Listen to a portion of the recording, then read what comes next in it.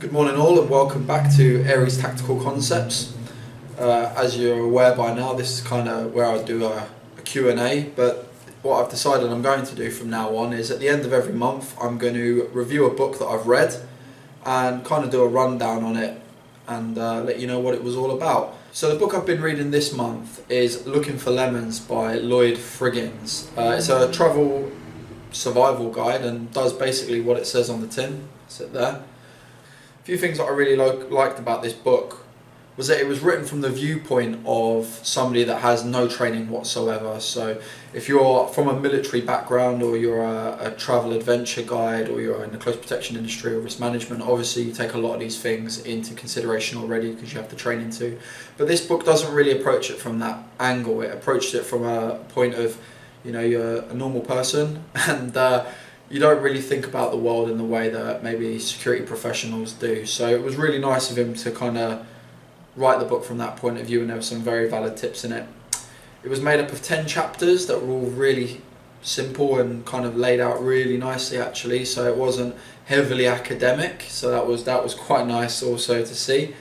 And yeah, it was really easy and simple to lay out.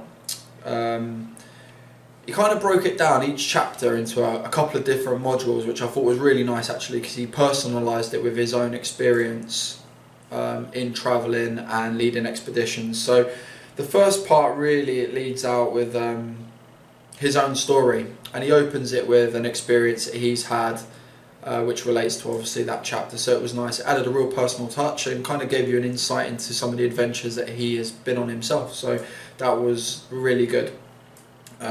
Then he moves on to improving the odds, and I think that's really important because there's no real hard and fast on keeping people safe. You can reduce risk, you know, you can reduce the threats, you can put everything in place as best as you can to your knowledge, training and ability.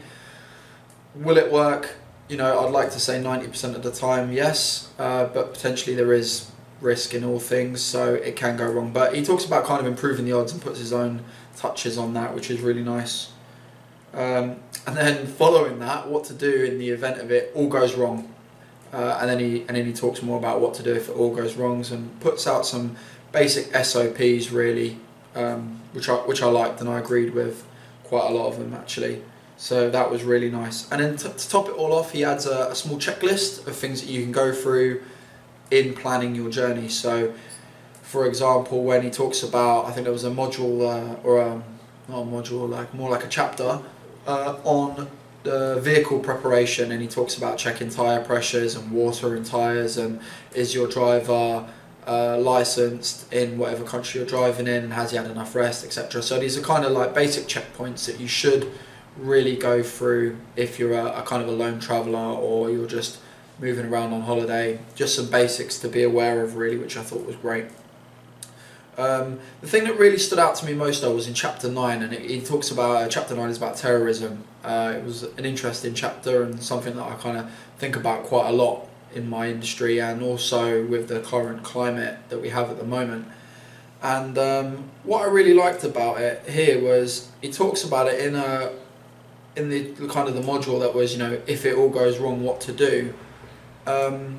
He looked at the run, hide, tell model, which is obviously what the UK's policy is with active shooting and terrorism, which is obviously to run away and escape the area if you can, hide if possible, and then tell. But actually he didn't go with that, which I thought was really interesting, and I completely agree, in the more American model, which was run, hide, fight or run, hide, act, because I believe it puts a bit more emphasis on the self-defense element, and actually you're responsible for your own actions, whereas I think run, hide, tell is a bit like, you know, run away and somebody will come to help you. Run, hide, fight actually puts the fight back on you, or run, hide, act, which means obviously you act, which is, you know, tell, run, hide, fight, but do something. So obviously to the level of your training and your knowledge and experience, I think that was really positive, a positive kind of view on that module. So that was something that I really liked. With that, I'd just like to kind of add that no one person can really tell you what to do in these situations. We can kind of discuss tactics all day and we can look at after action reviews and things like that, but in the rare event that you may be caught up in an incident like an active shooter attack, you know, multiple stabbings, terrorism, etc., you can only really do what you can do at the moment, and that is normally led by your training, your knowledge, and your prior planning and preparation, really. And really, when it boils down to it, you're going to do as you do, and you have to live with your actions afterwards, whether it was, you know, an aggressor to get involved and intervene, whether it was to not intervene and then maybe help with the first aid, or whether it was just to completely get out of the situation. But at the end of the day, no one can really tell you what the right thing to do is in that situation. It's down to you as an individual to live with the actions and choices that you made in the moment, and then you can kind of act on it afterwards in obviously more training, or maybe it didn't bother you, your actions, and you felt like you did the right thing. Fantastic, continue on with your life. Or you may think, actually, I wish I had have done this or done that, and then you can look at getting training or thinking maybe if it happens again you'd act differently. So, but what I'd like to say is, no matter what security professional, expert or course you do, the responsibility is on yourself. You know, you have the right to self-defense, you know, exercise it. The choices are obviously with yourself. So I really like that in Terrorism in chapter 9, he kind of put it on the, you know, as the way I interpreted it anyway, was he talked about run, hide, fight, which, you know, I actually completely agree with and think that's a really, really positive way of looking at it. So yeah, it was a nice, easy read. It had some great points, easy checklist at the back that you can go through. I like a checklist. I've always loved a checklist. I do it now when I travel myself, wherever I'm going in and around the world. I write a list of all the things I want to take. I think about it, then I tick them off as I pack them to know that I've definitely got them. My girlfriend absolutely laughs at me about it and says, you know, not in the army no more, you don't need to do that. But actually, I kind of had the last laugh on our last holiday where I took a 4-way adapter and we were able to charge up all of our devices as there was only one plug in the room. So, you know, on that note, if you want to write a list and pack to that, it's always good. Everybody's lists will change, determining on where you're going in the world and what it is you're actually doing, whether it's a holiday, you know, a close protection operation, you know, travel, risk, you know, it obviously depends on yourself and the client to what levels you're going to go to, but do have a think about it. As far as the book goes, I think if you're a trained professional, it's a nice easy read. It can be a little bit of a reminder and refresher on things that maybe you haven't thought about in a while and think, actually, yeah, that's great. Or maybe it's something you've never been taught and you pick up a couple of bits and you think, actually, I should really do with adding that to my repertoire of knowledge and skills. So I really like that. But yeah, it was a good read. I enjoyed it very much.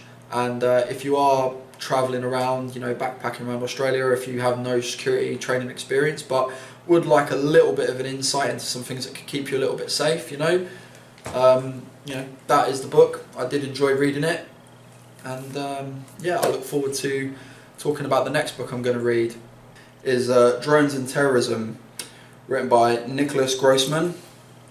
That will be the next book I'm going to read. So by the end of next month, I will post kind of what the book has to say and what I think about it. I think it's a very interesting book when we talk about drones, as they are kind of an emerging technology and they have very interesting applications in security, sports, terrorism and intelligence gathering. So as I'm not massively au fait on drones, I'm going to read this book and I'll let you know with my review at the end of next month. Thank you very much.